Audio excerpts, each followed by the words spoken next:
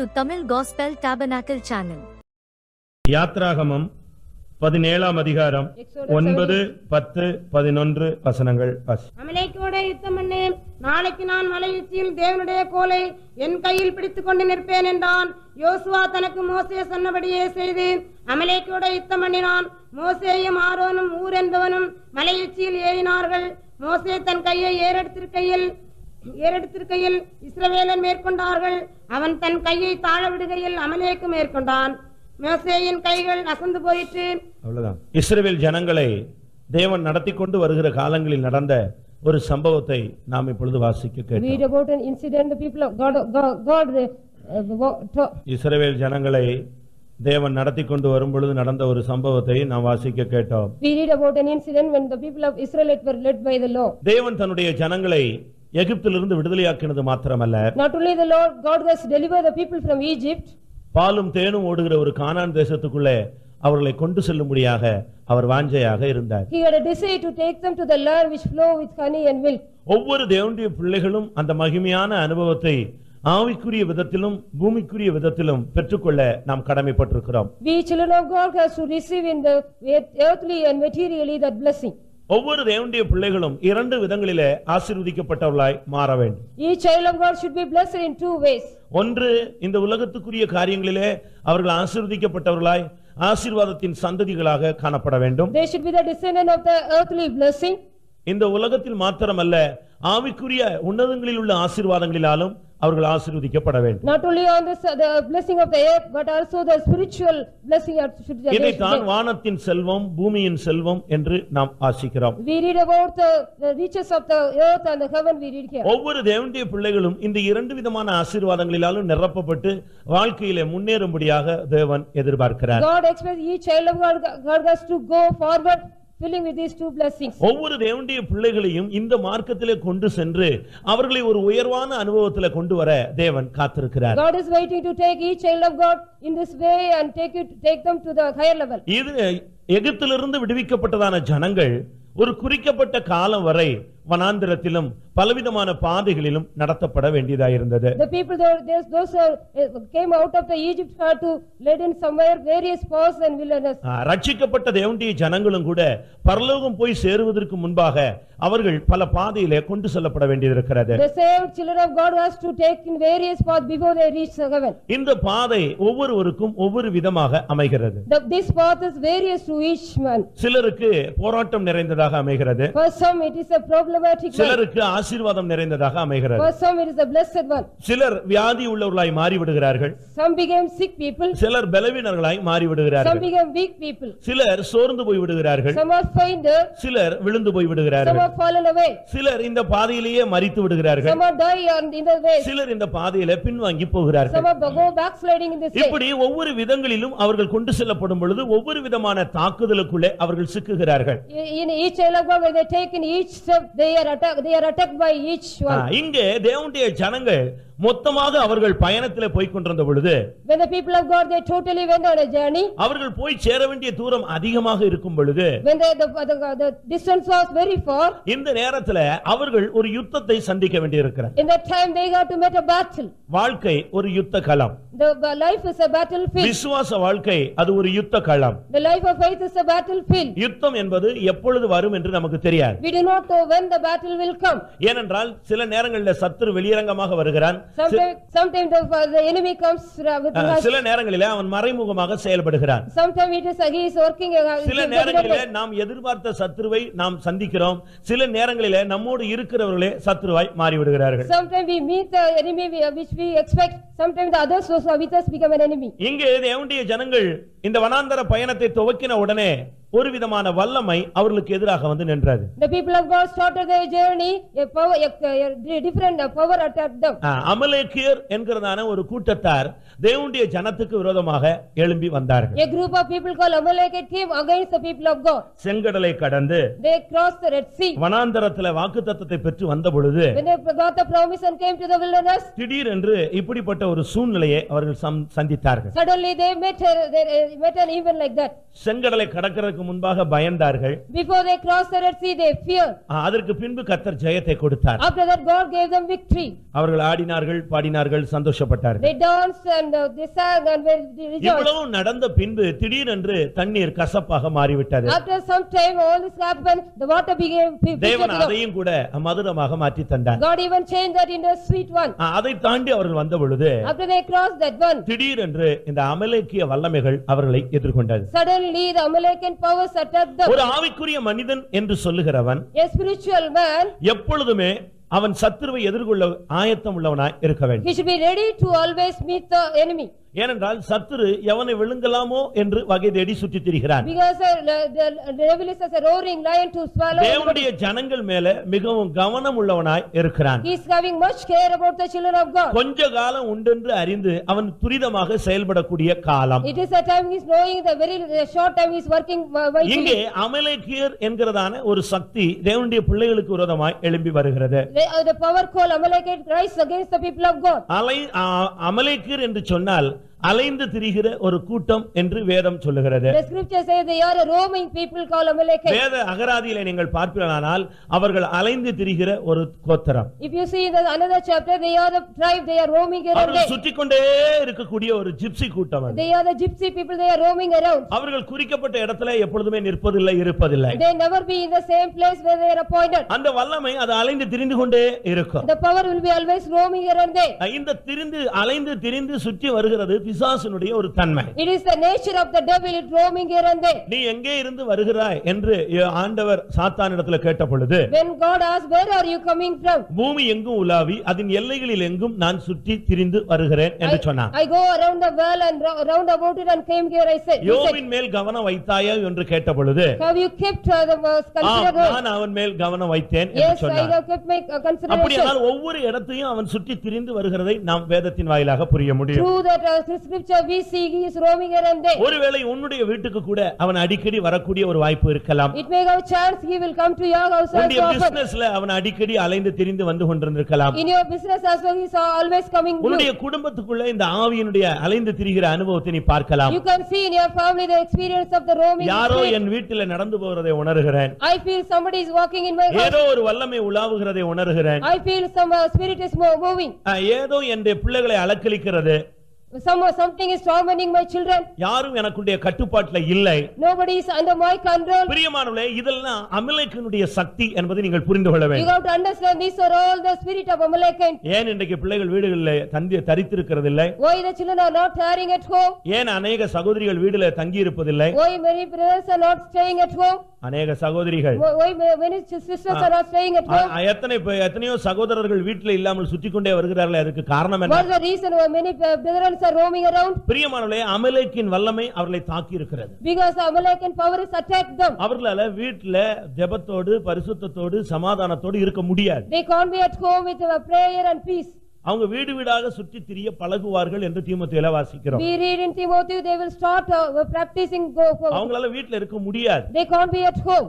வாலிபனா இருந்தாலும் சரி, வாலிப பெண் பிள்ளையாக இருந்தாலும் சரி. Whether they may be a youth boy or girl. இந்த ஆவி அமலேக்கினுடைய ஆவி. This is the spirit of Amalekite. இன்னொரு விதத்துல பார்க்கும் பொழுது If we see in another way, இவன் ஏசாவின் பேரன் என்று சொல்லப்பட்டிருக்கிறார். it is the son of Esau. ஆதியாகமம் 36:12 இவன் ஏசாவுடைய சந்ததியில உள்ள ஒரு நபர். He is a person from the descendant of Esau. 2 Samuel 1 8 வசனத்திலிருந்து 10 வரை வாசிக்கும் பொழுது, When we see 2 Samuel 1:8-10 வரை வாசிக்கும் பொழுது verse from 8 to 10. அங்கே என்ன சொல்லப்பட்டிருக்கிறது? What is said there? அபிஷேகம் பண்ணப்பட்டதான சவுலை கொன்று போட்டவன் இந்த அமலேக்கியன். This Amalekite only killed the Saul which was anointed. நீங்கள் முதலாவது சத்துருவை நீங்கள் பகுத்து அறிந்து கொள்ள வேண்டும். First of all, you have to discern the enemy. அவன் யார் என்பதை நீங்கள் தெரிந்தால்தான் அவனுக்கு நீங்கள் தப்ப முடியும். If you know who is he, then only you can escape from him. அவன் எங்கே இருந்து தன்னுடைய அம்பை எய்கிறான் என்பதை நாங்கள் புரிந்து கொண்டால்தான் நாம் அவனை வீழ்த்த முடியும். We can only destroy him from where he is shooting us. அவன் எப்பொழுது வருகிறான்? When he is coming. அவன் எப்பொழுது வந்தான்? When எப்பொழுது இருந்து நம்முடைய குடும்பத்துல பிரவேசித்தான்? When did he enter in our family? அந்த ஸ்பாட்டை நீ கண்டுபிடிக்கணும். You have to find out that spot. அதை நீ கண்டுபிடித்து நீ சரிப்படுத்திட்டேனா அவன் இனிமே உன்னுடைய வழியில வர முடியாது. If you find out and if you make it right, he will not come to you. ஏசாவின் பேரன்னா என்ன அர்த்தம்? What is the grandson of Esau? ஏசா சேஷ்டபுத்திரவாதத்தை விட்டு போட்ட ஒரு நபர். Esau was sold his birthright. இன்னொரு விதத்துல போஜன பிரியன். He was a gluttonous man. இவனுக்கு பேரன் எப்படி இருப்பான்? How it would be the grandson of that man? தாய் 4 அடி பாய்ந்தா குட்டி எத்தனை அடி பாயும்? 16 அடி பாயும். அதனுடைய குட்டி 32 அடி பாயும். The cup will go 16 feet if the mother goes 8 feet. ஏசாவுடைய பேரன். அப்படியானா இவன் எப்பொழுதுமே ஆகாரம் சாப்பிடணும், புசிக்கணும், குடிக்கணும். இதே சிந்தையில இன்னைக்கு अनेक விசுவாசிகள் வந்து விட்டார்கள். Many believers are in the same mood, always eating and drinking. வீட்டுக்கு காசு கொடுக்க மாட்டான், ஆனா நல்லா சாப்பிடணும்னு மாத்திரம் எதிர்பார்க்கிறது என்ன விதத்துல சரி? How it is right, you won't give money to the home, you can eat and drink. இன்னைக்கு अनेகர் இப்படிப்பட்ட அமலேக்கின் ஆவியினாலே தாக்கப்பட்டிருக்கிறோம். Many are attacked by the spirit of Amalek today. நீ நினைக்கிற ஏதோ ஒரு விதத்துல உன் குடும்பத்தை ரொம்ப கண்ட்ரோல்ல கொண்டு போறேன்னு, அப்படி அல்ல. அமலேக் ஆவி உனக்குள்ள வந்து விட்டது என்பதுதான் உண்மையான சத்தியம். It is the truth, and the spirit of Amalek is in you. You are thinking you are taking காசு கொடுக்காமலே சாப்பிடுறது பெரிய டெக்னிக்கா? Is it right you are eating without giving money? அப்படி அல்ல. It is not so. உன்னை அறியாமலே Amalek உனக்குள்ள வருகிறான். Without your knowledge the Amalek is coming in you. அந்த ஏசாவின் பேரனுடைய வல்லமை உனக்குள்ள வந்து விடுகிறது. The power of the grandson of Esau is in you. உன்னை அலைந்து திரிய வைக்கிறது. It is make you to roam. உன்னை போஜன பிரியனாய் மாற்றி விடுகிறது. It makes you a gluttonous man. மூன்றாவது சவுலை அவர்கள்தான் கொன்றார்கள். Thirdly, they only kill Saul. அபிஷேகம் பண்ணப்பட்ட மனிதனுக்கு விரோதமாய் பேச வைப்பது, நடக்க வைப்பது, செயல்பட வைப்பது அமலேக்கின் ஆவி. The spirit of Amalek makes you to speak against the anointed man and the அபிஷேகம் பண்ணப்பட்ட மனிதனுக்குள்ள பல குறைகள், பலவீனங்கள், தோல்விகள் இருக்கலாம். Maybe some the weaknesses found in the anointed man. அது தேவனுக்கும் அவனுக்கும் உள்ள ஒரு பகுதி. It is the part between him and God. யாக்கோபை நம்முடைய பார்வையில பார்க்கும் பொழுது எத்தன். If you see Jacob, he is a cheater. அவன் ஒரு ஏமாற்றுக்காரன். He was a cheater. அவன் ஒரு வஞ்சிக்க கூடியவன். He was a deceivable man. ஆனால் வேதம் அவனை குறித்து பேசும் பொழுது, when the scripture speaks about நான் யாக்கோபிலே அக்கிரமத்தை நான் பார்க்கவில்லைன்னு சொல்றார். I did not see iniquity in Jacob, he said. நமக்கு தெரிஞ்ச அக்கிரமம் ஆண்டவருக்கு தெரியாம போயிருச்சா? Why the iniquity which we know God did not know? தேவன் அவனை வேறு கண்ணோட்டத்துல பார்க்கிறார். God is seeing in another eye. உன்னுடைய கண்ணு சரியில்லாதனால தான் அவனை குற்றவாளியா நீ பார்க்கிறாய். Because your sight is not right, you are seeing as an accused man. அந்த சவுலை அந்த அமலேக்கன் தான் கடைசியாக கொன்று ஜீவனை எடுத்து விட்டான். Only the Amalekan kill Saul and take the life. தேவன் ஏன் அவனை அப்படிப்பட்ட ஒரு பாதைக்கு அனுமதித்தார்? Why God allowed him in such a path? ஒரு காலத்துல இந்த அமலேக்கனை அழிக்க முடியாத தேவன் சவுலுடைய கரத்துல ஒப்பு கொடுத்திருந்தார். One time God gave the Amalekan in the hands of Saul to destroy him. அந்த சத்துருவை அவன் அழிக்காத பட்சத்துல அதே சத்துருவின் கையில அவனை விழ வைக்கிறார். Because God is making it to fall him because he did not kill Amalekan on that day. சத்துருவின் வல்லமைகளை மேற்கொள்ள உனக்கு அதிகாரமும் வல்லமையும் கிருபையும் மகிமையும் தேவன் கொடுத்திருந்தார். God is giving you power and authority and grace to overcome. நீ அதை பயன்படுத்தி அந்த வல்லமையை மேற்கொள்ளாத பட்சத்துல ஒரு நாள் அந்த வல்லமையினாலேயே நீ கீழே விழுகிறாய். You will be fall down by the spirit unless you overcome that. இன்னொரு விதத்துல பார்க்கும் பொழுது, if you see in another way, அமலேக்கியர் என்று சொன்னால் மாமிசீகம் என்று அர்த்தம். Amalekan means carnal. ஒரு தேவனுடைய பிள்ளை மாம்ச உலகில வாழும் பொழுது, மாம்ச சரீரத்துல இருக்கும் பொழுது அவனுக்குள்ள இந்த மாம்சத்தின் கிரியைகள் வருவது சகஜம். It is ordinary. A child of God in the world he will get a carnal nature. கலாத்தியர் 5ஆம் அதிகாரத்துல பார்க்கும் பொழுது மாம்சத்தின் கிரியைகள் யாவன என்று சொல்லப்பட்டிருக்கிறது. It is said about Galatians 5, what are the deeds of the natural man? பகைகள், விரோதங்கள், விபச்சாரங்கள், வேசித்தனங்கள், கலியாட்டுகள், பொறாமைகள், இப்படிப்பட்ட பல அனுபவங்கள் சொல்லப்பட்டிருக்கிறது. Various experiences are set here. இந்த மாம்சத்தின் கிரியைகளை ஒரு மனிதன் ஆவியினாலே அழிக்க கடமைப்பட்டிருக்கிறார். A man should be ready to destroy this carnal nature. முதல் இந்த யுத்தம் தேவனுடைய பிள்ளைகளுக்கு விரோதமாய் எழுப்பப்படுகிறது. First of all, this battle is raised against the children of God. நீ ஞானஸ்நானம் பெற்றா இந்த வல்லமை உனக்கு விரோதமாய் எழும்பி வரும். If you receive the baptism, this power will come against you. இயேசு ஞானஸ்நானம் பெற்று கரையேறின உடனே அவர் ஆவியானவராலே வனாந்தரத்துக்கு கொண்டு போகப்பட்டார். சாத்தான் அவரை சோதித்தான்.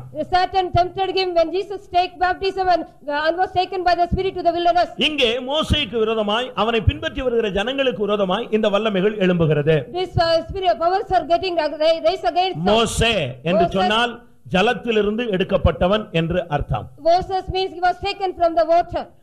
மோசே என்று சொன்னால் ஜலத்திலிருந்து எடுக்கப்பட்டவன் என்று அர்த்தம். It is a meaning Moses was taken from the water. ஜலத்திலிருந்து எடுக்கப்பட்டவர்கள் தான் நாம். We are taken from the water of blood. உலகத்திலிருந்து நாம் மீட்கப்பட்டவர்கள் என்பதை நாம் புரிந்து கொள்ள We வேண்டும். got to understand we are redeemed from the world. ஜலத்திலிருந்து கரையேறினவர்கள் என்பதை நாம் புரிந்து கொள்ள We வேண்டும். should understand we are come out of the water. இல்லாவிட்டால் சரியான விதத்தில் சொல்லப் போனால் ஞானஸ்நானம் எடுத்தவர்கள். If we say in the right order, we have taken ஞானஸ்நானம் baptism. எடுத்த ஒவ்வொருவருக்கும் விரோதமாய் இந்த அமலேக்கிய வல்லமைகள் சாதாரணமாக எழும்பி வரும். Ordinarily, the spirit of Amalek come rise against each people those who take baptism. அது உன்னை ஒரு இடத்துல நிற்க விடாமல் உன்னை சுழல வைக்கும். It will make you to roll, not make you to stand in place. இன்னைக்கு ரொம்ப விசுவாசிகள் டைம் பாசிங் சொல்றாங்க, நேரம் போகலன்னு சொல்றாங்க. Many people are saying for the time passing, they don't get time. அப்ப என்ன அர்த்தம்? What is the meaning? அவனுக்கு ஜெப ஆவி இல்லன்னு அர்த்தம். He got no prayer, spirit of prayer. வேதத்துல கவனம் செலுத்த அவனுக்கு அறிவில்லாமல் இருக்கிறான்னு அர்த்தம். He has no knowledge to spend his time in the தேவனுடைய scripture. சந்நிதியை தேடக்கூடிய ஒரு மனப்பக்குவம் இல்லன்னு அர்த்தம். He had no mind to seek the presence of God. ஏன் நீ போய் கம்ப்யூட்டர்ல உட்கார்ந்து மணிக்கணக்கா அந்த விளையாட்டுகளையோ இல்லாவிட்டா வேற காரியங்களையோ பாக்குறேன்னு சொன்னா டைம் போகல. Because you are not having time, you are sitting in the computer and making all the play games and everything. What is the reason? காரணம் என்ன? What is the reason? உனக்குள்ள ஜெப ஆவி கிடையாது. You have no spirit of prayer. அதனால உன்னுடைய time நீ அதுல ஸ்பெண்ட் பண்ணிட்டே So you இருக்க. are spending your time there. அடுத்ததாக Next, புசிக்கணும் குடிக்கணும் திருப்தியா இருக்கணும். you have to drink and eat and satisfied. இது ஒரு பொல்லாத ஒரு ஆவி. It is an evil spirit. இந்த ஸ்பிரிட் வந்த பிறகு அவன் என்னத்தை புசிப்போம் என்னத்தை குடிப்போங்கிற ஒரு கவலையில தான் இருப்பான். After the spirit come, he will be always worrying about what I can drink and what I can eat.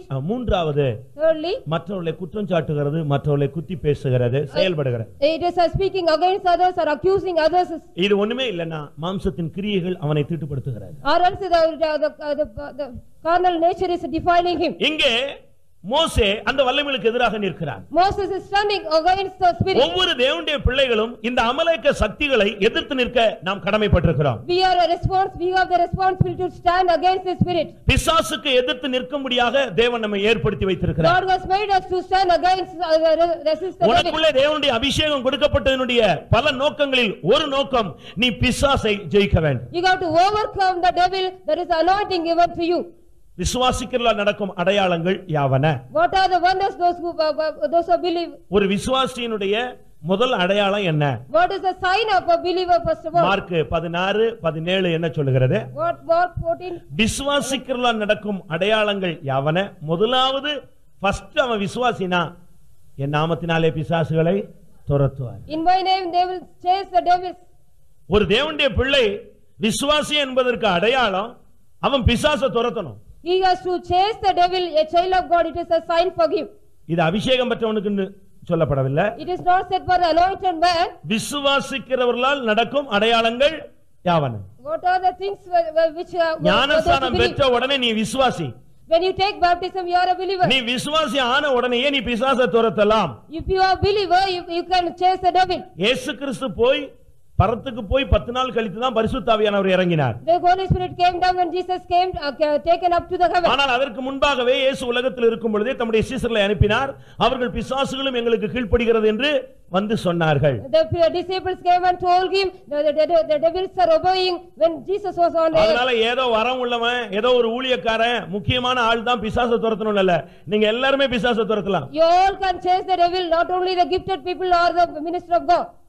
Current line போயிட்டு இருக்கும்போது நீங்க இன்சுலேஷனோட கை வைக்கலாம். You can touch the insulation when the current is passing on. Insulation இல்லாம தான் என்ன செய்ய கூடாது? Without கை insulation. வைக்க கூடாது. You should not keep your hand without insulation. லைன்ல நேரா கை வச்சாதான் உன்னை தூக்கி அடிச்சிரும். If you touch it, it will attack you.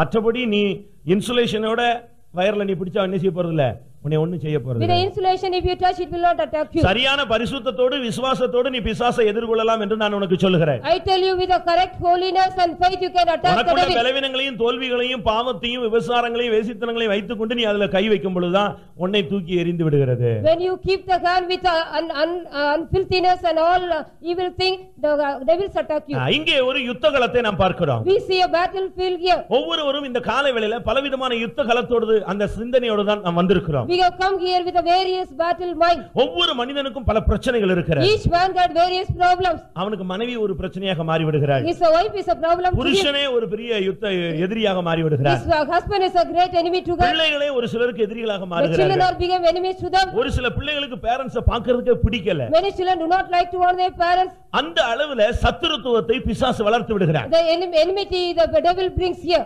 இங்கே அமலேக்கியருக்கும் தேவனுடைய ஜனங்களுக்கும் ஒரு யுத்தம் சம்பவிக்கக்கூடிய ஒரு சூழ்நிலை. It is a circumstances, a battle is between the children of God and the Amalekite. நாம் ரட்சிக்கப்படாமல் இருந்திருந்தால் If we have not saved, நாம் என்ன செய்திருப்போம்? what we could have done? நம்முடைய யுத்தங்களை நாம் மாம்சத்தின்படி சந்தித்திருப்போம். We have met the battle in carnal way. கெட்ட வார்த்தை பேசி இருக்கலாம். We might have spoken the bad words. நம்முடைய வாய் பேசாது கைதான் பேசுன்னு சொல்லுவோம். Our hands and legs might have spoken. இப்படி எல்லாம் நமக்கு ஒரு நாள்ல கை பேசிச்சு, வாய் பேசிச்சு, கால் பேசிச்சு. All our legs and hands and all the organs were stopped. ஆனால் இப்பொழுது நாம் வந்த பின்பு After we have saved, நமக்கு கையும் பேசாது, வாயும் பேசாது. our mouth and hands will not talk. பேசாதுன்னு இல்ல, பேசக்கூடாது. It should not talk. அப்படி பேசிச்சுன்னா நீ இந்த உலகத்துக்குரியவனாக மாறிவிட்டாய் என்று அர்த்தம். If it talks, you have become the of this world. இங்க ஒரு பெரிய சத்துரு கூட்டம் ஆயிரக்கணக்கான ஜனங்களோடு எதிர்த்து நிற்கும் பொழுது மோசே சொல்லுகிறான், இந்த யுத்தத்தை எப்படி சமாளிப்பது என்று. How can we manage this battle when thousands of people get against them? இந்த காலைவேளையிலே எத்தனை பேர் வேதனையோடு வந்திருக்கிறீர்கள்? How many of you are here with a grief? எத்தனை பேர் போராட்டத்தோடு How வந்திருக்கிறீர்கள்? many of you are here with a struggle? சத்துருத்துவம் அதிகரித்துக் கொண்டிருக்கிறது என்று எத்தனை பேர் யோசித்துக் How many கொண்டிருக்கிறீர்கள்? of you are thinking the enmity is more? இன்றைக்கு வேதவசனத்தின் ஆதாரத்துல சத்துருவை மேற்கொள்ளக்கூடிய வழியை நாங்கள் உங்களுக்கு போதிக்கிறோம். We are telling you the truth or how you can overcome the devil with evidence. வேதத்தின் மூலமாக இல்ல வேத வசனத்தின் மூலமாக நாம் எப்படி ஜெயிப்பது? How through the word of God how we can overcome him. நீ ஜெபிக்கிறாய், You are praying, நீ உபவாசிக்கிறாய், you are fasting, நீ கண்ணீர் விடுகிறாய், you are shedding a பல tear, இடத்துல லெட்டர் போட்டு எழுதி போட்டு ஜெபிக்க சொல்லுகிறாய், you are making others to pray by writing பல letters. ஊழியர் இடத்துல போய் உன்னுடைய பிரச்சனையை சொல்லி ஜெபிக்க சொல்லுகிறாய். You want to go to the workers and tell your problem. யாரெல்லாம் தெரியுமா அவ்வளவு பேருக்கும் லெட்டரும் காணிக்கையும் அனுப்பி என்னெல்லாமோ செஞ்சு பார்க்கிற. You are sending the offering and whatever the things you take, the steps you take. இன்னைக்கு நம்ம ஆளுங்க எல்லா இடத்துக்கும் லெட்டர் போடுறாங்க. When our people are writing letters to all, நம்ம பாஸ்டர்ஸ் தவிர இன்னும் எவ்வளவோ பாஸ்டர்ஸ்க்கு போட்டுட்டே இருக்கான். they are giving letters to the other pastors than ours. Letter தான் பெரிய இருக்க தவிர சத்துரு குறைஞ்ச மாதிரி தெரியவே The இல்லை. letters are increasing but not the enemy decrease. ஏன்? Why? நீ செய்ய வேண்டிய ஒரு ப்ரொசீஜர் இன்னும் இருக்கு. There is a procedure you have to do. யுத்தத்தை மேற்கொள்ளக்கூடிய வழியை நீ கத்துக்காம யுத்தத்திலிருந்து தப்பி போகிற வழியவே நீ பார்த்து கொண்டு வருகிறாய். You are only escaping the way to go from the battle. How to escape நீ from the battle? தப்பி போன உடனே அடுத்த சத்துரு இன்னொரு இடத்துல உன்னை மடக்குறான். If you are escaping, the other enemy is நீ meeting திரும்ப another இன்னொரு way. பாதைக்கு வரும் பொழுது பழைய சத்துரு அங்கே எதிர்கொள்கிறான். Again the old enemy is meeting you. இப்படி உனக்குள்ளே அந்த போராட்டங்கள் வந்து கொண்டே இருக்கிறது. So often the problems are coming against you.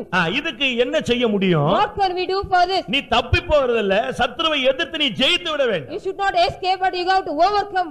இதுதான் கிறிஸ்தவ வாழ்க்கை. It is a Christian life. சிலுவையிலிருந்து தப்பி போக முடியாது.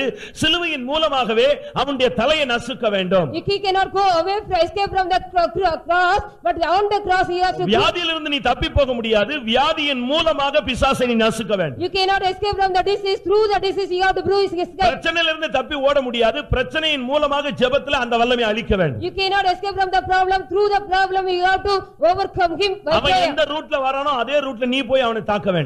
In which route he is coming you have to go in the same route and attack him. இங்கே மோசே இந்த யுத்தத்துல ஜெயிக்க கூடிய ஒரு வழிமுறையை போதிக்கிறார். Moses is teaching a way how he can overcome the battle. இந்த அமலேக்கரை கண்டு பயந்து ஓட முடியாது. They cannot run away from or flee away from இந்த the Amalekite. அமலேக்கர்ட்ட சமாதானமாய் போய் விட முடியாது. They cannot go peace with them. இவனை சாதாரணமா எதிர்கொள்ளவும் முடியாது. They cannot ordinarily meet them. ஏன்? Why? சத்துரு அவ்வளவு பெரிய ஆளா? Their enemy a great one. யாத்ராகமம் 17 கடைசி என்ன சொல்லுகிறது? God Exodus 7 in last day. இவன் கர்த்தருடைய சிங்காசனத்துக்கு விரோதமான ஒரு வல்லமை. He is the power against the throne of God. வாசியுங்கள். வேற யாருக்கும் இந்த வார்த்தை சொல்லப்படவே இல்லை. No, with anybody this word is not given. அமலேக்கின் கை கர்த்தருடைய சிங்காசனத்துக்கு விரோதமான ஒரு வல்லமை. It is the hands of Amalekite is against the power of the throne of God. அப்படினா என்ன அர்த்தம்? What is the meaning? சிங்காசனத்துக்கு போகிற மனுஷனுக்கு விரோதமாக தான் இந்த வல்லமை எழும்பி கொண்டே வரும். This power is getting rise against the person who is going to the throne.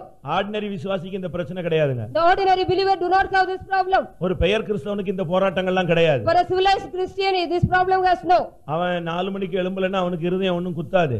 His heart will not break if he do not get up at the elbow. அவன் ஒரு ஆராதனைக்கு போகலன்னா அவனுடைய மனசாட்சி ஒண்ணும் வேதனைப்பட போறதில்லை. His conscience will not break if he does not go to the service. ஆண்டவருக்கு முன்பாக உண்மையா இருக்காட்டா அவனுக்கு ரொம்ப துக்கம்லாம் வர போறது கிடையாது. He will not get grief if he is not truthful in the ஆனா presence of God. பிரச்சனை வந்து தேவனுடைய பிள்ளைகளுக்கு தான். Only for the problem is for the child of சிங்காசனத்துக்கு போகிற மனிதனுக்கு விரோதமாகத்தான் இந்த வல்லமை எழும்பி வரும். This power is getting against the person who goes to the throne. கர்த்தருடைய சிங்காசனத்துக்கு விரோதமாக அமலேக்கின் கை எழுப்பப்பட்டிருக்கிறது. The hands of Amalekites rise against the throne of God. இந்த வல்லமைகளை ஜெயிக்க மோசே எந்த வழியை கையாண்டான்? What way Moses followed to overcome this பழைய ஏற்பாட்டில் எல்லாரும் மாம்சீகமாகவே போராடினதை நாம் பார்க்கலாம். We see the Old Testament all battle in the carnal way. புதிய ஏற்பாட்டில் தான் நம்முடைய போராயுதங்கள் மாம்சத்துக்குரியவைகள் அல்ல. Our weapons are not under carnal. பழைய ஏற்பாட்டில் அப்படி அல்ல. But not in the Old Testament. அவர்கள் நேருக்கு நேர் மோதிக்கொண்டார்கள். Directly they were attacked.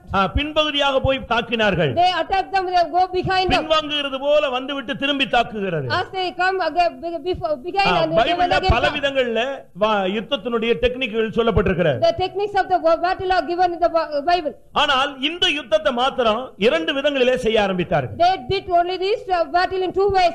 இன்றைக்கு நாம் அதை பயிற்சிவிக்க போகிறோம். We are going to practice today. நீ ஒரு விசுவாசியானால், If you are a believer, நீ ஒரு தேவனுடைய மனிதனானால், if you are a man of நீ God, ஞானஸ்நானம் எடுத்த தேவனுடைய if பிள்ளையானால், you are a child of God, has taken அபிஷேகம் baptism, பெற்றவனாக இருந்தால், if you are an anointed man, நீ ஒரு பெந்தேகோஸ்தே விசுவாசியாக if you are a இருந்தால், believer of Pentecost, நீ இந்த ஆயுதத்தை தான் இனிமேல் நீ பயன்படுத்த you வேண்டியது got to அவசியம். use this weapon hereafter.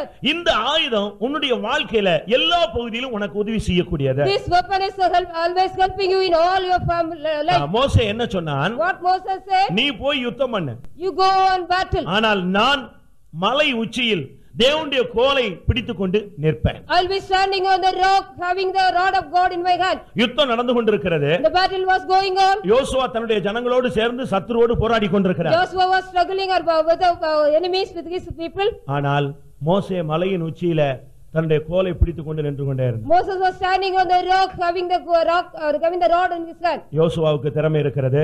Joshua got ability. தேவனுடைய ஜனங்களுக்கு வல்லமை இருக்கிறது. The people of God got the power. இவர்கள் எல்லாரும் என்ன வல்லமை என்ன திறமை இருந்தாலும், Though they got the ability and power, வெற்றியும் தோல்வியும் தீர்மானிக்கிறது இந்த கைகள தான் இருந்தது. in the hands only the defeatness and the overcoming was. யோசுவா யுத்தத்துல ஜெயித்தான் என்று சொல்ல முடியாது. We cannot say Moses defeated the battle. தேவனுடைய ஜனங்கள் ஜெயம் பெற்றார்கள் தோல்வி அடைந்தார்கள் என்று சொல்ல முடியாது. We cannot say the children of God defeated or overcame. மறுபடியும் யாத்திராகமம் 17:11க்கு நாம் வருவோம். Exodus 17:11. பாருங்க, ஒரு யுத்த காலத்துல ஜெயமும் தோல்வியும் தீர்மானிக்கப்படுவது எதனால் என்பதை நீங்கள் பாருங்க. You see how the overcoming and the tribulation is. Bible இருக்கிறவங்க எல்லாம் இந்த வசனத்தை படிச்சுக்கோங்க. Those who are having Bible, you read this verse. ஏன்னா இப்ப பைபிள் கொண்டு வரதுக்கு நமக்கு ரொம்ப கஷ்டமா இருக்கு. It is difficult to bring the Bible nowadays. ஸ்கூலுக்கு போகும்போது ஒரு 10 புக் கொண்டு போவான். If they go to school, they will take 10 books. College போக ஆரம்பிச்ச உடனே 2 புக் தூக்கிட்டு போவான். Those who are going to college, they will take only 2 books. PhD எல்லாம் போன பிறகு நாங்க லைப்ரரியிலேயே புக் எடுத்துக்கோன்னு சொல்லுவோம். If we go to PhD, we will refer the books in the library. அதே மாதிரி ஸ்பிரிச்சுவல்ல இப்ப வளர்ந்து வரும் பொழுது கோயில்லயே பைபிள் வச்சிட்டு போறான். They are keeping the Bible in the church itself when they are coming up in the spiritual life. இல்ல வரும்போது சும்மா பைபிளை மட்டும் தூக்கிட்டு வராங்க. They are bringing only Bible in the hand. ஸ்பிரிச்சுவல்ல ரொம்ப ஸ்பீடா இருக்கும்போது 4 புக், பாட்டு புக், டைரி எல்லாம் மொத்தமா தூக்கிட்டு வருவாங்க. They are having the song books 4 and Bible everything when they are in the spiritual. அதனால தான் பைபிள் இருக்கிறவங்க எல்லாம் கொஞ்சம் பாருங்கன்னு சொன்னேன். So that I said those who are having Bible, you see. யாத்திராகமம் 17:11ல நீங்க பாத்தீங்கன்னா, Exodus 17:11 if you see. தோல்வியும் வெற்றியும் தோல்வியும் தீர்மானிக்கப்படுவது எதனால்? How the defeatedness and overcoming is. மோசே தன்னுடைய கையை ஏறெடுத்திருக்கும் பொழுது இஸ்ரவேலர்கள் ஜெயிக்கிறார்கள். When Moses held up his hand, the people of Israelite prevailed. அவனுடைய கையை அவன் தாழ விடும் பொழுது இஸ்ரவேலர்கள் தோல்வி அடைகிறார்கள். When he let down his hand, the இல்லாவிட்டால் சத்துரு ஜெயிக்கிறான். Amalekite prevailed. பிரியமானவர்களே, இதுதான் உண்மையான சத்தியம். It is a truth. நான் ரொம்ப பெருசா உங்களுக்கு சொல்ல போறது இல்ல, சிம்பிள் கான்செப்ட், ஆனா இதுமேல் நீங்கள் ஜெயிக்கக்கூடிய ஒரு concept. It is a simple concept we are going to overcome now. ஆவிக்குரிய தேவனுடைய ஜனங்கள் இத நீங்க புரிந்து கொள்ளுங்க. The spiritual children of God has to understand this. யோசுவா யுத்த களத்தில் நின்று கொண்டிருந்தாலும், Though Joshua was standing in the battle, அமலேக்கு யுத்த களத்தில் போராடி கொண்டிருந்தாலும், many are struggling in the battle. ஆயிரக்கணக்கான ஜனங்கள் யுத்தத்தில் போராடி கொண்டிருந்தாலும், thousands of people are struggling in the battle. ஒரே ஒரு மனுஷனுடைய கையினுடைய தூக்குதலிலும் இறக்குதலிலும் தான் வெற்றியும் தோல்வியும் அமைந்து விட்டது. The overcoming and the defeatedness is in the one man's hand. இதுதான் உண்மையான தேவனுடைய திட்டம். This is the true plan of God. எந்த யுத்தத்திலும் நீ ஜெயிக்க வேண்டுமானால் உன்னுடைய கைகளை நீ மேலே தூக்க வேண்டியது அவசியம். It is necessary you have to hold up your hands to overcome any battle. பழைய ஏற்பாட்டிலும் சரி புதிய ஏற்பாட்டிலும் சரி தன் கைகளை தேவனை நோக்கி ஏறெடுத்த ஒவ்வொருவரும் ஜெயித்திருக்கிறார்கள். In the Old and New Testament, those who held up their hands, they overcome. இயேசு பிசாசை ஜெயிக்கும் பொழுது அவரும் கூட 2 கைகளை அவர் மணிக்கணக்காக உயர்த்தி இருந்தார், விரித்திருந்தார். When Jesus also overcome the devil, he also lifted up his hands. நீ முழங்கால் போடலாம், You can kneel down, உபவாசம் எடுக்கலாம், you take fasting, கண்ணீர் விடலாம். you shed your tears. இதெல்லாம் விட ஒரு ஜெபம் இருக்கு, நீ கைகளை உயர்த்தி ஜெபிக்கிற ஒரு ஜெபம். There is a prayer, you have to hold up your hands and pray. அதுதான் உன்னுடைய வாழ்க்கையினுடைய வெற்றியையும் தோல்வியையும் தீர்மானிக்கக்கூடிய. It only appoint your defeatedness or the overcoming. எந்த சத்துருவா இருந்தாலும் நீ தேவனை நோக்கி கையை எடுத்துட்டா அவன் கீழே விழுந்தான். Whatever devil it may be, if you raise up your hands to God, he will fall down. ஒவ்வொரு தேவனுடைய பிள்ளைகளும் நீங்கள் யுத்தத்திலே ஜெயிக்க உங்களுடைய கைகளை தேவனுக்கு நேராக நீங்கள் உயர்த்த வேண்டும். Each child of God has to overcome the battle. You have to raise up your hands. இவன் தன் கையை உயர்த்தி இருக்கும் பொழுது இஸ்ரவேல் ஜெயிக்கிறார். When he held up his hand, the Israelites prevailed. கொஞ்ச நேரம் ஆன உடனே அந்த மனுஷன் கை என்ன செய்யும்? After some time, what will happen to his hands? எல்லா மனுஷனுக்கும் கை வலிக்கத்தான் செய்யும். All hands will pain. ஆனா கை வலிக்கிறத பார்த்தா தோல்வி நிச்சயம். If you get the hands of paining, you will get the defeatedness. இன்னைக்கு எத்தனை பேர் கைகளை உயர்த்தி ஜெபிக்கிற ஒரு பழக்கத்தை நீங்கள் பயிற்சித்திருக்கிறீர்கள்? How many of you have practiced raising up your hands and pray? எனக்கு தெரிஞ்சு எத்தனையோ பேர் மணிக்கணக்காக கைகளை உயர்த்துறாங்க. I know many people are raising their hands for ரத்த ஓட்டம் hours. நின்னு தான் கையினே மறந்து போற அளவுல மணிக்கணக்காக கைகளை உயர்த்தி ஜெயித்தவர்கள் உண்டு. There are people, they pray till their hands are numb. உன்னுடைய கை உயர்த்தப்பட்டதுலதான் ஜெயமும் இருக்கிறது, தோல்வியும் இருக்கிறது. If your hands are raised up, there is a overcoming life or a victory or a defeat. Pastor ஜெபிக்கிறதுல இல்ல. It is not in the prayer of pastor. Chief pastor ஜெபிக்கிறதுல இல்ல. It is not in the prayer of chief pastor. அவங்க எல்லாம் உனக்கு தேவைன்னா கைகளை தாங்கி பிடிப்பார்கள். If you need it, they will uphold your hands. ஆனா கையை உயர்த்த வேண்டியது உன்னுடைய கடமை. It is your duty. You have to hold up your hands. பிசாசு செய்வன ஏவல் அவன் அதை பண்ணிட்டான் இதை பண்ணிட்டான்லாம் இனிமே சொல்லாத. இதை ஜெயிக்கிறதுக்கு ஒரே வழி உன் கைகள் உயர்த்தப்பட வேண்டும். Your hands should be raised up to overcome all this witchcraft and this and that. ஒவ்வொரு தேவனுடைய பிள்ளைகளும் நம்முடைய கைகளை நாம் உயர்த்தினால் நம்முடைய வாழ்வில் இனிமேல் நாம் ஜெயத்தை பெறலாம். Each child of God, if we raise our hands, we can get the victory in our life. எவ்வளவு நேரம் கைகளை உயர்த்துவது?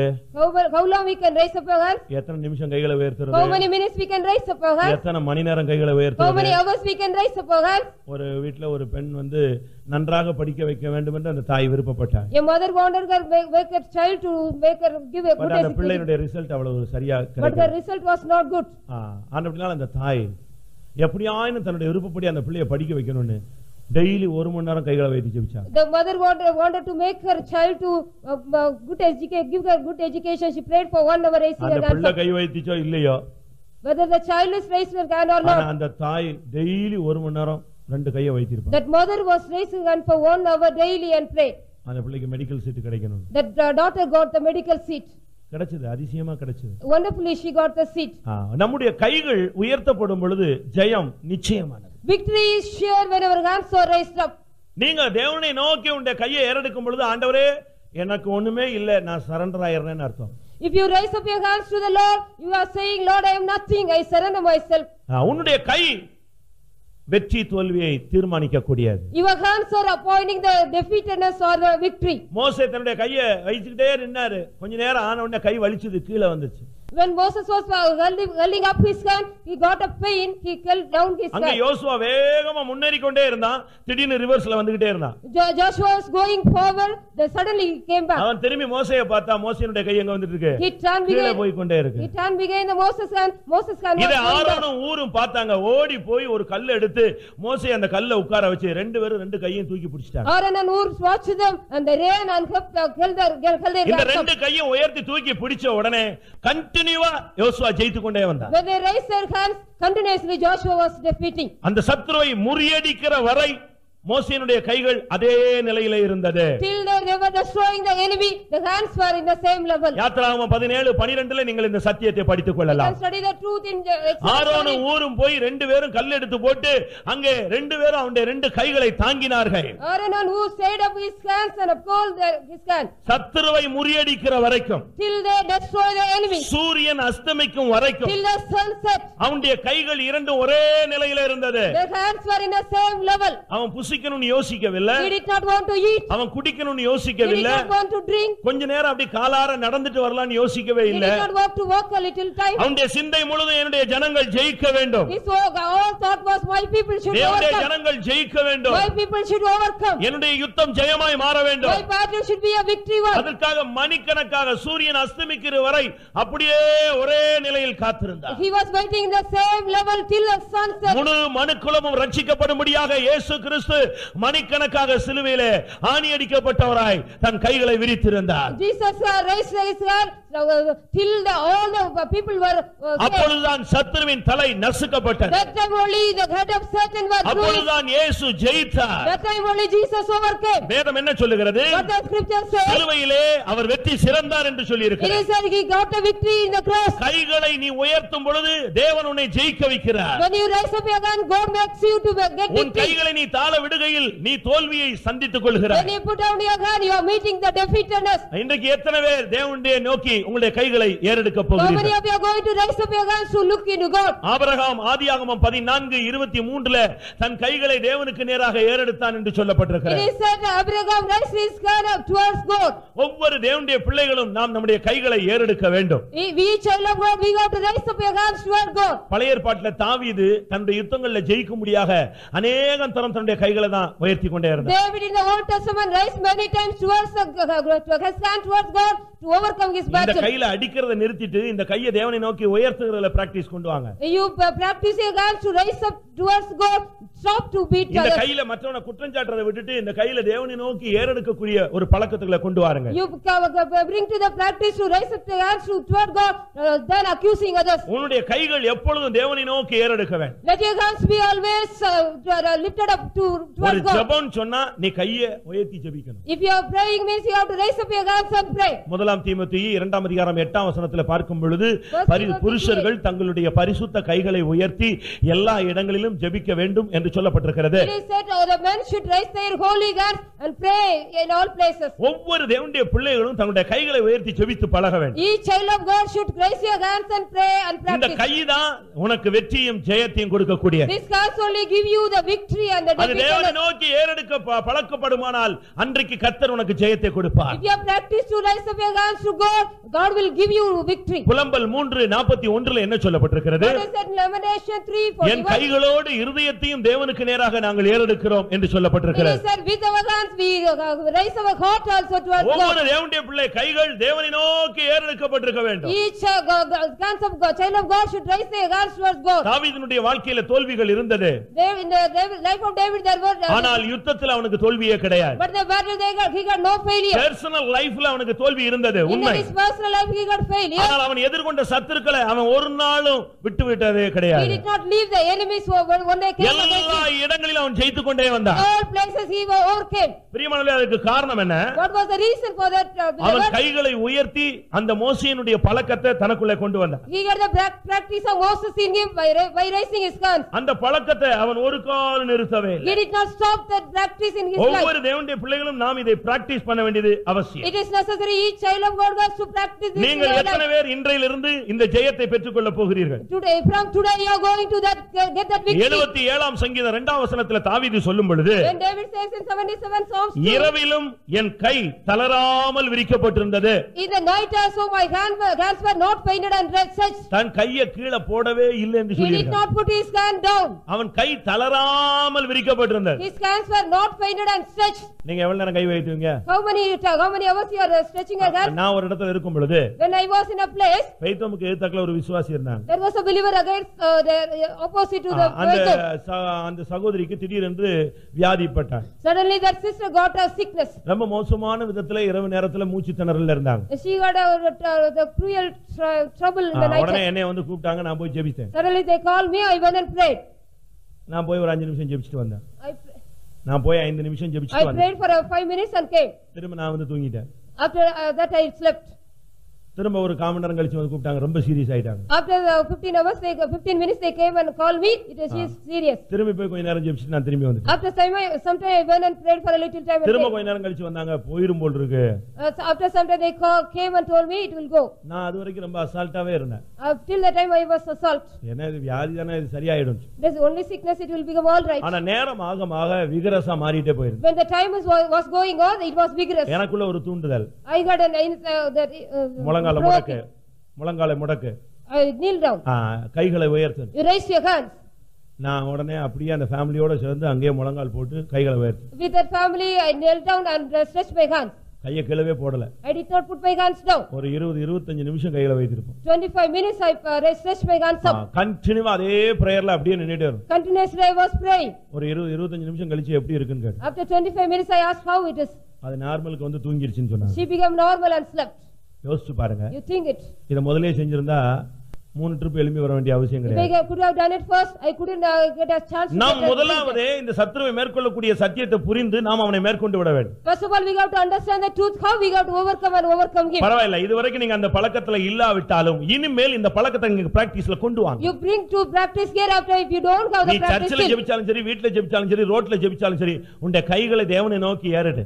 Where you pray, whether in the church or the road or the house, you stretch your hands up and pray. 134ஆம் சங்கீதத்துல உங்கள் கைகளை பரிசுத்த ஸ்தலத்துக்கு நேராக எடுத்து நீங்கள் ஸ்தோத்திரியுங்கள் என்று சொல்லப்பட்டிருக்கிறது. It is said that you have to raise up your holy hands towards the sanctuary and praise. ஒவ்வொரு தேவனுடைய பிள்ளைகளும் இதை நீங்கள் பழக்கத்துல கொண்டு வர வேண்டும். Each child of God has to bring it to practice this. பழைய ஏற்பாட்டிலே நாம் பார்க்கும் பொழுது அந்தி பலிகள் செலுத்தப்பட்டது. In the Old Testament the evening offerings were offered. அந்தி சந்தி மத்தியான வேளைகளில் நான் உம்மை நோக்கி கூப்பிடுகிறேன் என்று தாவீது சொன்னார். David says in the afternoon, morning and evening I call upon you. 141ஆம் சங்கீதம் 2ஆம் வசனத்துல பார்க்கும் பொழுது என்னுடைய கையெடுப்பு அந்தி பலியாக உமக்கு ஏறெடுக்கப்பட கடவுதுன்னு சொல்றார். நம்முடைய கையெடுப்பு தான் ஆண்டவருக்கு முன்பாக அந்தி பலியாக போய் சேருகிறது. Our raising up hands should be the evening offering. அந்தி பலி செலுத்தும் நேரத்துல தான் எலியா அந்த இடத்துக்கு வந்து அக்னியை இறக்கினார். Elijah came to that place and bring down the fire in the evening. எந்த பிரச்சனையோ எந்த போராட்டமோ என்ன வியாதியோ உன்னுடைய கைகளை தேவனை நோக்கி ஏறெடுத்து விடு. You have to raise up your hands towards God, whatever problem or disease or anything. எந்த பிரச்சனைகளுக்கும் எந்த யுத்தத்துக்கும் கர்த்தர் ஜெயத்தை கொடுக்க வல்லவராய் இருக்கிறார். God is able to give you victory whatever problem or whatever disease. இதைத்தான் செப்பனியா சொல்லுகிறான், உன் கைகளை தளர விடாதே. This only Zephaniah says, don't make your hands faint. பிரச்சனை அதிகரிக்கலாம், பலவீனம் கூடிக்கொண்டே இருக்கலாம், ஆனா உன் கையை தளர விட்டுறாதே. You don't faint your hands, you may be getting the problem more or the வெற்றியின் தோல்வியும் உன் கையில உள்ள பேலன்ஸ்ல தான் இருக்கு. The failures and the victories in your the balance of your hand. இன்னைக்கு உனக்கு பிரச்சனை இருக்கா? Do you have the problem today? உனக்கு விரோதமா யாராவது போராடி கொண்டிருக்கானா? Is anybody struggling against you? அவனை திசை திருப்பணுமா இல்லாவிட்டா அவனை இல்லாமலே மாற்றணுமா? To turn him or make him not? ஒரே வழி, நீ தேவனை நோக்கி உன்னுடைய கையை எடுத்துறணும். Only one way, you have to stretch your hands towards God. ஸ்தோத்திரம் ஸ்தோத்திரம் ஸ்தோத்திரம் டக்குனு கீழ போடினா full swingல ஜெயம் கிடைக்கிற மாதிரி low ஆயிடுவே. If you get a full swing victory, you will come down if you say so. Praise the Lord, praise the Lord. கையை உயர்த்தணும். You have to raise up your hands. இன்னும் உயர்த்தணும். You have to raise up your hands. இன்னும் wait பண்ணணும். Till you have to wait. கர்த்தர் உனக்கு ஜெயம் கொடுக்கிற வரைக்கும் அந்த கை அங்கேயே இருக்கணும். Till God gives you victory, the hands should be up. ஒரு சிலர்லாம் ரொம்ப பிராக்டீஸ் பண்றாங்க. செய்யறதுக்கு அவன் என்னெல்லாமோ செய்றான், நீ இதை செஞ்சு பழகு. Many are doing more thing for exercise, you do this. தெரு தெருவா சுத்துறதெல்லாம் waste. It is a roaming against the streets is waste. 2 மணி நேரம் ஆவியில் நிரம்பி பாரு, எக்ஸர்சைஸே தேவையில்லை. If you feel in the spirit, no need exercise. 1 மணி நேரம் கைகளை உயர்த்தி பாரு, எக்ஸர்சைஸே தேவை கிடையாது. If you raise your hands for 1 hour, no need exercise. எல்லாமே பைபிள்ல தெளிவா இருக்கு. நாம தான் அந்த ரூட்ல போகாதனால கடைசில டாக்டர் சொல்றான் நீ டெய்லி 3 கிலோமீட்டர் நடன்னு. அது எதுக்கு நடக்கறான்? சுவிசேஷ ஊழியத்துக்கு வானா ஒருத்தனும் வர மாட்டான். Nobody is coming for the ministry of gospel, but doctor says you walk for 1 hour or 2 hours, they are obeying that. Daily 3 kilometre நடக்கணும்னா அத மட்டும் கரெக்ட்டா அது வரைக்கும் 8 மணிக்கு எழும்பறாரு, அதுக்கு பிறகு கரெக்ட்டா 5 மணிக்கு எழும்பிறான். After that they get up at 5 o'clock for walking 3 hours of, because the doctor said why? செத்து போயிடுவோம்னு பயம். Because fear of death. சீக்கிரம் செத்து போயிடுவோம். Soon I will die. சபையை விட்டு போயிடுவோம். I will go from the church. சபையை விட்டு போறத பத்தி கவலை இல்ல. It is not a worry about going away from the church. தேவனை விட்டு போய் கொண்டே இருக்கிறாய். You are going away from God. நீ தேவனை நோக்கி உன்னுடைய கைகளை ஏறெடுத்து நீ பழகு. You practice raising up your hands towards God. Zephaniah 3:16ல சொல்லி இருக்கு, உன் கைகளை தளர விடாதே என்று சீயோனுக்கு சொல்லப்படும். It is said to Zion, don't faint your hands. எப்பொழுதும் உன்னுடைய கைகள் விரிக்கப்பட்டே இருக்க வேண்டும். Always your hands should be stretched up. எப்பொழுதும் நீ தேவனை இன்னைக்கு எத்தனையோ அது அளவுக்கு அதிகமான வசன ஆதாரங்கள் உண்டு. There are more evidences of verses here. நீ உன்னுடைய கையை உயர்த்தினா வாதை உண்டாகும், நீ உன் கையை உயர்த்தினா வாதை நிறுத்தப்படும். If you raise up your hands, you will get plague. If you raise up your hands, the plague will stop. full மந்திரமும் இதுக்குள்ளதாங்க இருக்கு. All chanting is in this. நேத்து ஒருத்தர் சாட்சி சொன்னார் ஒரு கன்வென்ஷன். Yesterday one man எல்லா மந்திரவாதிகளுக்கும் பெரிய மந்திரவாதி இயேசு கிறிஸ்து. Jesus is a great magician. அவசரத்துல அந்த வார்த்தையை யூஸ் பண்ணிட்டார். Suddenly he used it. ரொம்ப வேகமா சொல்லும் பொழுது எல்லா மந்திரவாதிகளுக்கும் மேலான மந்திரவாதி இயேசுன்னு. With a hasty he said so. எனக்கு அது கேட்டதுல இருந்து ஆச்சரியம், உண்மைதான் ஒத்துக்கிட்டேன். I also accepted it is truth. ஏன்னா எல்லா பவரையும் சூன்யமாக்குற சக்தி இவர்ட்டதான் இருக்கு. He got a power to make all powers nothing. இந்த மந்திரத்தை நீங்க கத்துக்கங்க, வேற ஒண்ணுமே கிடையாது. கைகளை உயர்த்திட்டீனா உனக்கு ஆப்போசிட் ஆள் ஒண்ணுமே இல்லாம ஆயிடுவான். If you raise up your hands, nobody will be against you if you learn this chanting. பார்வோனுக்கு முன்பாக மோசே தன்னுடைய கைகளை உயர்த்தினான். Before Pharaoh, Moses raised up his hand. அந்த தேசம் முழுவதும் வாதிக்கப்பட்டது. The whole land was under plague. திரும்ப பார்வோன் வந்து மன்னிப்பு கேட்டான். Pharaoh asked forgiveness. திரும்ப அதே மோசே தன்னுடைய கையை அந்த இடத்துல இருந்து ஏறெடுத்தான், வாதை நின்று போயிற்று. Again the Moses raised up his hand, the plague stopped. வாசியுங்கள் யாத்திராகமம் 10:22. Exodus 10:22. மோசே தன் கைகளை வானத்துக்கு நேராக நீட்டினான். Moses stretched forth his hand toward heaven. உடனே 3 நாள் காரிருள் வாதை வந்து விட்டது. There was a thick darkness in the land. யாத்திராகமம் 9:29 பாருங்கள். Exodus 9:29. என் கையை நான் தூக்கிட்டேன்னு சொன்னா எல்லாம் ஸ்டாப் ஆயிடும். If I spread my hands, everything will be stopped. எத்தனை பேருக்கு இந்த நிச்சயம் வந்திருக்கு? கைகளை வைத்துங்க How many of you பாருங்க. have such assurance? Hallelujah. Pastor கையை உயர்த்தணும் இல்ல, யுத்தம் உனக்கு, நீ உன் கையை உயர்த்தணும். You have to raise your hand if the not the pastor. Pastor கையை உயர்த்தணும் கிடையாது, பாஸ்டர் அவருக்கு புள்ள பிரச்சனைக்கு கை வைத்துவாரு. Pastor will raise up his hands for his children, but you have to raise up your hands. உங்க கை எப்பமாவது இறங்கிச்சுனா நாங்க தோள் கொடுக்க ரெடியாக இருக்கிறோம். If your hands are coming down, we are ready to give you shoulder. ஆசாரியனாக ஆரோன் என்ன செய்தான்? What the priest ஓடி வந்து தோள் கொடுத்து கையை தூக்கி பிடிச்சிட்டான். He gave his shoulder and raised up his hand. இன்னொரு பகுதியில ஊர் வந்து அவன் வந்து கை பிடித்து அவனும் தூக்கி பிடிச்சிட்டான். Who also came in the another way and raised his hand. யோசுவாவுடைய திறமையில ஜெயம் கிடையாது. It is not in the ability of Joshua the victory. உன்னுடைய அறிவோ உன்னுடைய திறமையோ உன்னுடைய பிசினஸ் டெக்னிக்ல நீ முன்னேறி போகல, தேவனுடைய கிருபையினால நீ முன்னேறி கொண்டே வருகிறாய். You are going with the grace of God upward, not with your business or we are able not with your வெற்றியும் தோல்வியும் உன் கையில தான் இருக்கு. The failure and the victory is in your hand. இன்றையில இருந்து உன் கை உயர உயர கர்த்தர் உன்னை உயர்த்தி கொண்டே வருவார், நீ ஜெயித்து கொண்டே வருவாய். You are going on get the victory, God is going to lift you up. சத்துருவை வாதிக்கவும் முடியும், வாதையை நிறுத்தவும் முடியும். You can make the plague the enemy, you can stop the plague. ஆக்கவும் அழிக்கவும் தேவன் உன்னுடைய கையில வல்லமையை கொடுக்கிறார். God has given power to you, make and destroy. இது நீயே செய்ய முடியும். You can do it. மந்திரவாதி நீங்க போய் பாருங்க. You see the magician, மணிக்கணக்கா ஒரே இதுல உட்கார்ந்து இருக்கானே. For hours they will be sitting in the same place. மணிக்கணக்கா அந்த மந்திரத்தை சொல்லிட்டே இருக்கானே.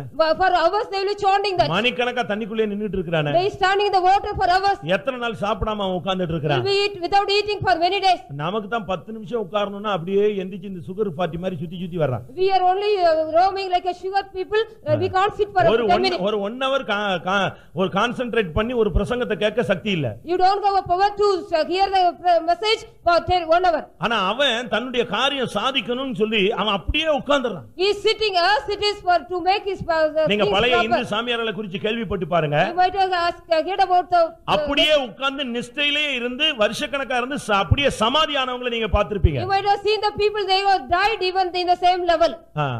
ஜெயத்தின ஒரு பகுதி தரித்திருத்தல். In the victory one part is you have to stay. நீ ஒரு இடத்துல ஒரு காரியத்துல இறங்கிட்டேனா அதுல அப்படியே ஸ்டாண்ட் பண்ணி காட்டணும். You have to stand in the place if you come in மோசே மாதிரி அப்படியே கையை தூக்கி மேல கீழேயும் கொண்டு வந்துட்டே இருந்தேனா குடும்பம் மேல போகும் கீழ வரும் தத்தளிச்சிட்டே தான் இருக்கும். Your family will be going under condition if you rise and bring down your hands again. யோசுவா கையை வைத்துவான்னு சொல்ல முடியாது. கையை வைத்த வேண்டியது மோசே தான். Only Moses raised up his hand, not Joshua. உன் பிள்ளை கை வைத்தல, புருஷன் கை வைத்தல, அவங்க எல்லாம் கை வைத்தல, நான் ஒருத்தன் மட்டும் கை வைத்திருக்கிறேன் நீ சொல்லாத. நீதான் உயர்த்த வேண்டும். You have to raise up your hands. You don't say my husband or my wife or children not raising their hands. சங்கீதம் 88:9 பார்க்கும் பொழுது என் கைகளை உம்மை நோக்கி விரித்திருக்கிறேன். I have stretched my hands toward you. ஒவ்வொரு தேவனுடைய பிள்ளைகளும் கைகளை விரியுங்கள். Each child of God stretch up your hands. பரலோகத்துக்கு நேராக கைகளை ஏறெடுங்கள். Toward the heaven you stretch up your hands. ஒரு இடத்துல ஒரு கட்டம் வந்த பொழுது when there was a time come, தாவீது சொன்னா ஆண்டவரே எங்களுக்காக உம்முடைய கையை உயர்த்தும் ஆண்டவரேன்னு சொன்னான். Lord, for our sake you raise up your hands. ஏழைகளுக்காக உம்முடைய கைகளை உயர்த்தும் மறந்து விடாதேன்னு சொன்னான். Lord, don't forget, raise up your hands for the poor people. தான் கையை உயர்த்துறது மாத்திரமல்ல, அவன் சொன்னா ஆண்டவரையும் பார்த்து நீங்களும் எனக்காக கையை உயர்த்தணும்னா. Not only he raised up his hands, seeing the Lord, he said, Lord, you also should raise up your hands. 10 சங்கீதம் 12 வசனம் வாசியுங்கள். Psalms 10:18. தேவனே உம்முடைய கைகளை உயர்த்தும், ஏழைகளை மறந்து விடாதேயும் Lord, சொன்னார். lift up thine hand, forget not the humble. ஆண்டவர் உயர்த்தினாரா? Did God raise? அவன் சொன்ன உடனே ஆண்டவர் தன்னுடைய கையை அவனுக்காக உயர்த்தினார். Immediately when he said, he lifted up his hand for him. இன்னும் கொஞ்ச நேரத்துல நீங்களும் கைகளை உயர்த்த போறீங்க, ஆண்டவரும் கைகளை உயர்த்த போறார், நானும் கையை உயர்த்த போறேன். For a little time you are going to raise up your hands, God is also going to raise up your hands, I also going to raise up my இனிமேல் hands. விசுவாசிகளுக்கு தோல்விங்கிற பேச்சே வரக்கூடாது. There is no speaking of failure in the believers. படிப்போ வேலையோ பிசினஸோ பிரயாணமோ எதுவா இருந்தாலும் எல்லா இடங்களிலும் கிறிஸ்துவுக்குள் எங்களை தேவன் வெற்றி சிறக்க பண்ணுகிறார். In all places God is making conqueror in everything. எல்லா இடங்களிலும் எங்களை வெற்றி சிறக்க பண்ணுகிற In Kristu. all places making us conquerors. இன்னொரு இடத்துல சொல்லி இருக்கிறது முற்றும் ஜெயிக்கிறோம். We get victory. ஒவ்வொரு தேவனுடைய பிள்ளைகளும் முழுவதும் ஜெயிக்கக்கூடியவளாய் மாற வேண்டும். We shall have God has to overcome wholly. உபாகமம் 32:40 கர்த்தர் என் கையை உயர்த்துகிறேன்னு சொல்லுகிறார். In Deuteronomy 32:40 God says, I raise up my hands. ஆண்டவர் என்ன செய்றாரு? இவன் கைகளை உயர்த்துன்னு சொன்ன உடனே அவர் இவனுக்காக கைகளை உயர்த்தி நான் என்றென்றும் ஜீவித்திருக்கிறவர். He is living forever. He stretched his hand for him. எசேக்கியேல் 36:7 சொல்லி இருக்கிறது ஆண்டவர் தன் கைகளை விரித்திருக்கிறார். Ezekiel 36:7 it is said God was stretched up his hand. இன்னையிலிருந்து கர்த்தருடைய யுத்தம் எல்லாம் நம்முடைய யுத்தம் எல்லாம் கர்த்தருடைய யுத்தம். From today onwards the battle of God is ours and the battle of ours is God. நீங்களும் நாங்களும் எல்லாரும் தேவனும் பரலோகமும் சேர்ந்து ஜெயத்துக்காக தங்களுடைய கைகளை ஏறெடுக்க போகிறது. We are going to raise up our hands toward with God, the heaven and all things for the victory. இந்த இடத்துல தான் ஆண்டவருக்கு பெயர் Jehovah நிசி. In this place only the name of the Lord is Jehovah Nissi. கர்த்தர் என் ஜெயக்கொடி என்று அழைக்கப்பட்டார். God was called, God was my banner. அதனால பிரச்சனையை எப்படி தீர்க்கிறதுன்னு ஒவ்வொருத்தட்டியா போய் நீங்க அட்வைஸ் கேட்டுக்கிட்டே இருக்க வேண்டாம். You don't need to get the advice from everybody how to tackle the matter. எப்படி அவனை எப்படி மேற்கொள்ளலாம், யாரை வச்சு பேசலாம், ஒண்ணும் வேண்டாம். நீ ஆண்டவரை வச்சு பேசு. You speak with the Lord, no need to talk with anybody. How can I talk with him? அவர் ஆள் அனுப்புவாரு. He will send some person. அவர் தூதனை அனுப்புவார். He will send his messenger. அது அவர் யாரையாவது ஒருத்தனை கொண்டு வந்து நிறுத்துவார். He will bring anybody to in front of him. நீ உன் கையை உயர்த்திட்டா போதும், அவர் கையை உயர்த்த ஆரம்பிச்சிடுவார். If you raise up your hands, he will also stop. தேவனும் நீயும் கையை உயர்த்தின பின்பு எந்த ஒரு வல்லமையும் ஜெயிக்க முடியாது. No power can get a victory if you and God is raising your hands. தேவன் தன்னுடைய கையை உயர்த்திட்டாலே ஆசீர்வாதம் வந்துருச்சுன்னு அர்த்தம். If God has raised up hands, the blessing has come down. லூக்கா 24:5 எழுப்பப்பட்டதான இயேசு அவர் பரத்துக்கு போகும் பொழுது தன்னுடைய கைகளை உயர்த்தினார். அப்பொழுது ஜனத்தை ஆசீர்வதித்தார். He blessed the hands when he raised up when he descended when he went up to heaven. அவர் பரலோகத்துக்கு ஏறி போகும் பொழுது ஜனத்தை தகரத்தை விரித்து ஆசீர்வதித்தார். When he went up to the heaven, he stretched his hands and blessed them. இன்றைக்கு எத்தனை பேர் இந்த அனுபவத்தை பெற்றுக்கொள்ள How விரும்புகிறீர்கள்? many of you are going to get this experience today? யோசுவா ரொம்ப வல்லமை உள்ள ஒரு ஆள்தான். Joshua was a powerful man. ஜனங்கள் எல்லாம் உற்சாகம் உள்ள ஜனங்கள் தான். People were also willing people. அதனால ஜெயம் கிடைச்சிருதுன்னு யோசிச்சிராதீங்க. You don't think victory got from that. உங்களுடைய அறிவுல கிடைச்சதுன்னு நீ எப்பவும் சொல்லிர கூடாது. Never say you got the victory in your knowledge. ராஜ தந்திரத்துல நான் முன்னேறிட்டேன்னு நீ சொல்லிர கூடாது. Don't say come forward with the cunning of the king. ஆண்டவர் இரக்கத்தினால உனக்கு கொடுத்தார். By the mercies God has given you. உனக்காக யாரோ ஒரு ஆள் கைகளை உயர்த்தி இருக்கிறார். For your sake somebody is raised up. ஏதோ ஒரு ஊழியக்காரன் எங்கேயோ ஒரு இடத்துல உனக்காக கை உயர்த்தி இருப்பான். One worker of God has raised somewhere else for you. ஏதோ ஒரு சபை விசுவாசி உனக்காக எங்கேயாவது கை உயர்த்தி இருப்பான். A believer is raising his up. இந்த ரெண்டு பேரும் உயர்த்தாத பட்சத்துல if they do not raise உனக்காக தேவன் கரத்தை உயர்த்தி இருப்பார். God will raise up his hands for you. இந்த மூன்று பேர்ல யாராவது ஒரு ஆள் உனக்காக கை உயர்த்தினதனால தான் உன்னுடைய வாழ்க்கையில இம்மட்டுமாய் நீ வந்து கொண்டிருக்கிறாய். You are coming in your life till now because one of the three raised his hands. ஒன்று மோசேயின் கைகள் உயர்த்தப்பட்டிருந்தது. The Moses' hands was raised up. அவன் கை ஒரு கை தாழ்ந்த பொழுது ஆரோன் அதை தூக்கி பிடித்தான். Aaron lifted up when it was struck. இன்னொரு கை தாழ்ந்த பொழுது ஊர் என்பவன் அதை தாங்கி பிடித்தான். Ur also stretched up when it was painted. அதனால தான் நான் உனக்கு சொன்னேன், நீ ஜெயிப்பது உன்னால் அல்ல, உனக்காக யாரோ ஒருத்தன் கை உயர்த்தி இருக்கிறான். Somebody is raised his hands for you, not your. யாரோ ஒருத்தன் கை உயர்த்தாத பட்சத்துல தேவன் உனக்காக இறங்கி கை நீட்டி இருப்பார். God has come down and stretched his hand for you if anybody is not raised இந்த his hand for வெற்றியும் you. தோல்வியும் கைகளில் அமைவதை யோசுவா பார்த்தபடியினால் When Joshua saw that the failure and the victory is in the hands of Moses, அவன் ஒரு யுத்தகளத்துல நிக்க வேண்டிய ஒரு சூழ்நிலை வந்தது. he got to stand in the battlefield. யோசுவா 8 பார்க்கும் பொழுது When we see in Joshua 8 chapter 18 ஆண்டவர் சொன்னார், மோசே கோலை பிடிச்சிட்டு நின்னா நீ ஈட்டியை பிடிச்சிட்டு நில்லுன்னாரு. Moses was stretching his rod and stand, you have your spear and stand. இப்ப மோசேயின் காலங்கள் முடிந்து போய்விட்டது. The life of Moses were finished. அவனுடைய காலங்கள் முடிந்து விட்டது. His times were finished. அவனுடைய டைம் முடிந்த பிறகு After his times were finished, இப்பொழுது யோசுவா அவனுடைய காலங்கள் வந்து விட்டது. now the times of Joshua has come. இப்பொழுது ஒரு புதுவிதமான ஒரு யுத்தம். There was a new battle now. இப்பொழுது ஆண்டவர் யோசுவாவோடு பேசினார். Now God talked to Joshua. நான் இதுல உனக்கு ஜெயம் கொடுக்கணும்னா, if I want to give you victory, உன் கையில இந்த வல்லமையை ஒப்பு கொடுக்கணும்னு சொன்னா, if I want to give the power in your hand, நீ ஆயிக்கு நேராக உன்னுடைய ஈட்டியை நீட்டு. you stretch your spear towards oil. மோசேக்கு சொல்லப்பட்டது கோலை பிடிச்சிட்டு நில்லுன்னு. To Moses it was said you have to stretch your rod. முதலாவது அவன் பிடிச்சிருந்தது ஒரு சாதாரண கோல், அதையே பிடிக்க முடியாம கை கீழே இறங்கிடுச்சு. Ordinarily he kept on a rod, he couldn't catch it and then ஆனா இங்க இவனை பார்த்து ஆண்டவர் சொல்றாரு, seeing him God said, நீ கோலை பிடிச்சிட்டு நிக்காத, ஈட்டியை பிடிச்சிட்டு நில்லுன்னு. you catch your spear and stand. இவனுக்கு ஏற்கனவே ஒரு பாடம் படிச்சிருக்கான். Already he got a lesson. ஏனண்டா வெற்றியும் தோல்வியும் கையில தான் இருக்குன்னு அவனுக்கு நல்லா தெரியும். Already he knows that the failure and the victory is in the hands. இவன் ஒரு முடிவு எடுத்தான். He also took an end. ஜெயம் கிடைக்கிற வரைக்கும் கையை கீழே போட்ற கூடாது. Till we get the victory I will not put my hands down. ஆரோனும் தேவை கிடையாது, ஊரும் தேவை கிடையாது.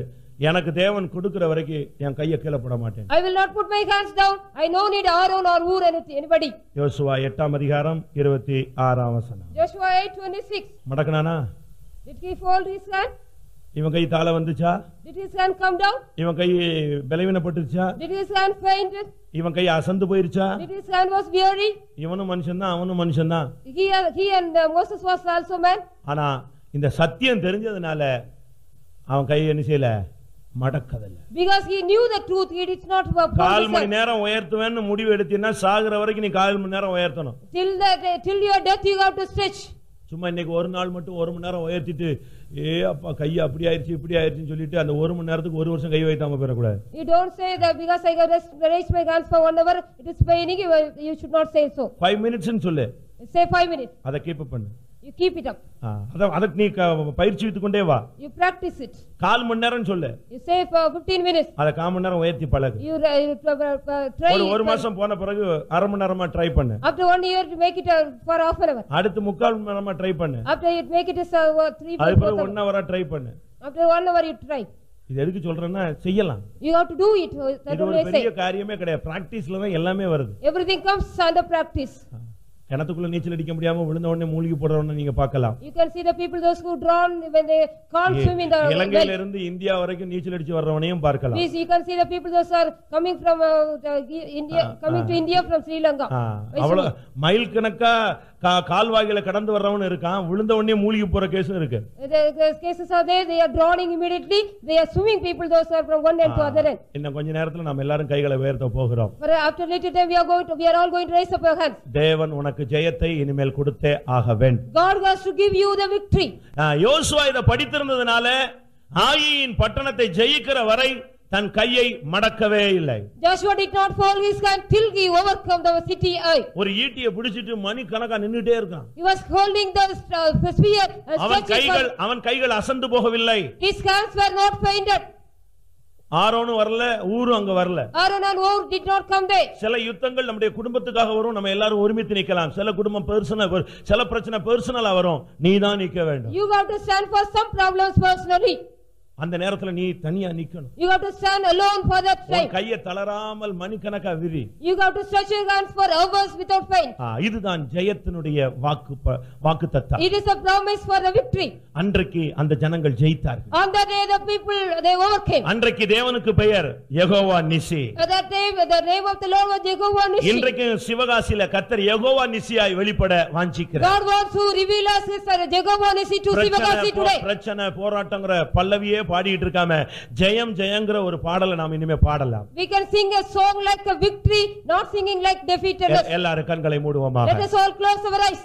இன்னையிலிருந்து இந்த காரியத்தை நீ ஒரு பிரதிஷ்டையா ஏறெடுக்க போகிறாய். From today onwards you are going to take this as a consecration. ஏன் இது உனக்குள்ள ஏற்கனவே இருந்ததான ஒரு பாடம் தான். Already you had this kind of lesson in you. எத்தனையோ பிரசங்கங்கள் வாயிலாக உனக்கு இது சொல்லிக் கொடுக்கப்பட்டிருக்கிறது. Through many messages this was taught to you. எத்தனையோ யுத்தங்களை இந்த கைகளை ஏறெடுத்ததனால நீ ஜெயித்ததும் உண்மை. It is true, you have overcome the many battles through you have உங்களுக்கு இந்த பிராக்டீஸே இல்லன்னு நான் சொல்ல வரல. I do not say you don't have such practice. அதனால கர்த்தர் உங்களுக்கு எத்தனையோ யுத்தங்களை ஜெயிக்க வைத்திருக்கிறார். So because of that God made you to overcome. ஆனால் தேவன் இன்றைக்கு சொல்லுகிற ஆலோசனை என்ன? What is the counsel God gives you? எத்தனையோ அல்ல, எல்லாமே ஜெயமாய் மாற வேண்டும். All is going to become victory. வெற்றி தோல்வி மாறி மாறி வருகிறதில்ல, நிரந்தரமான வெற்றி நமக்கு அவசியம். We need a permanent victory, not a failure and victory again. எத்தனை பேர் ஜெயிக்க விரும்புகிறீர்கள்? How many of you want to get victory? எல்லாரும் கொஞ்ச நேரம் கண்களை மூடி, Let us all close our eyes. முடிந்தால் ரெண்டு கைகளையும் உயர்த்துவோம். If you want, if you can, you raise up your hands. ஒரு 5 minutes எல்லாரும் கைகளை உயர்த்துங்க. For 5 minutes we are going to raise up our hands.